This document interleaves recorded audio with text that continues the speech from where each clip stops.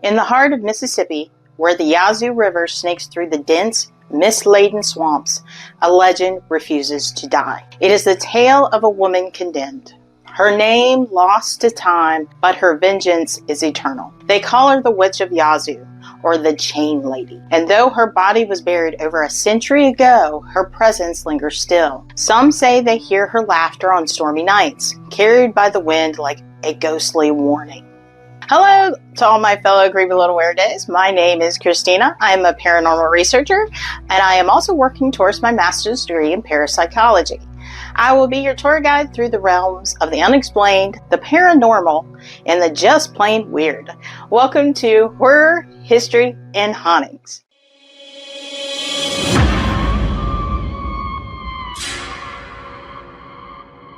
The legend of the Witch of Yazoo City is one whispered among the cypress trees and carried by the humid Mississippi air. It begins in the late 1800s, on the outskirts of Yazoo City, where a woman lived alone in a dilapidated cabin in the tangled swamps near the river. To the townspeople, she was a reclusive figure, a woman who spoke little, but was said to have a piercing gaze that could chill the bones of even the bravest souls. Rumors swirled like mist around her, and soon she became known simply as the Witch of Yazoo. Stories of her cruelty spread through the town like wildfire.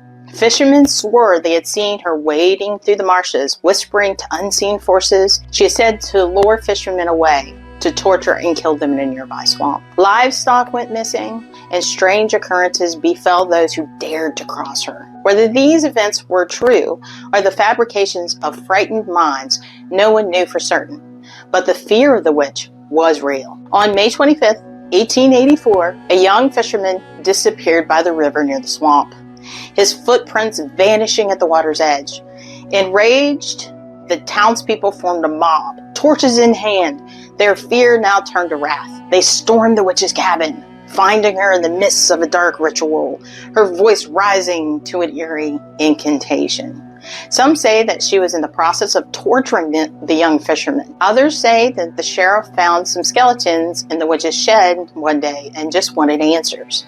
Either way, nobody really knows, but she escaped into the swamp. The sheriff is said to have chased her through the swamp, where she was half drowned by quicksand by the time the sheriff finally caught up with her. They no doubt wanted to seize her and serve justice by burning her at the stake, but fate had other plans. Right before the quicksand covered her head and face and ultimately drowned her to death, she made a promise. She swore that in 20 years she would return, and when she returned, she was going to burn the whole town to the ground. The townspeople, though shaken, believed they had rid themselves of the witch's evil when she died. But 20 years later, on May 25th, 1904, it is said that a young woman was preparing for her wedding day when a kitchen fire got out of hand. It swept through Yazoo City, consuming over 300 buildings and leaving devastation in its wake. 200 of those were homes, and almost all of the businesses in town were destroyed. Some say it was mere coincidence, but others, those who remember the old stories, swore they had seen a specter of a witch dancing among the flames. Her curse fulfilled at last, and when the townspeople finally made it to her grave, the iron chains that were around it were broken. To this day, the legend lingers, and a grave in Glenwood Cemetery remains a site of intrigue. An iron chain encircles the grave, renewed time and time again as if to keep something in. And though the fire may have passed, the whispers of the Witch of Yazoo, also known as the Chain Lady, still ride the wind. From the moment the fire died down, strange occurrences began to plague Yazoo City. Residents spoke of hearing eerie whispers carried on the wind, voices muttering in a language long forgotten. Some claimed to see shadowy figures darting between the remains of the building in the dead of night, their presence sending an unnatural chill through the air. At Glenwood Cemetery, where the witch's grave stands, many have reported an overwhelming sense of dread upon approaching the grave. Some say the iron chains rattle of their own accord, as if unseen hands sought to break free of them. Some feel an icy touch brush against their skin, only to turn and find nothing there. Local legends tell us of those who dared to disturb her grave, suffering from strange misfortunes. To add to the mystery of the tale,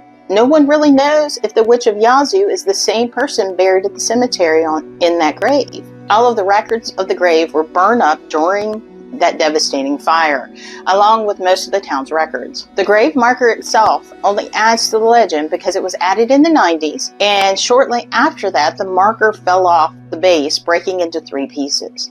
Fortunately, the inscription is still visible. It reads, according to local legend, on May 25th, 1904, the Witch of Yazoo City broke out of these curious chain links surrounding her grave and burned down Yazoo City. Writer Willie Morris's classic Good Old Boy brought natural renown to the vengeful woman and her shameful deed.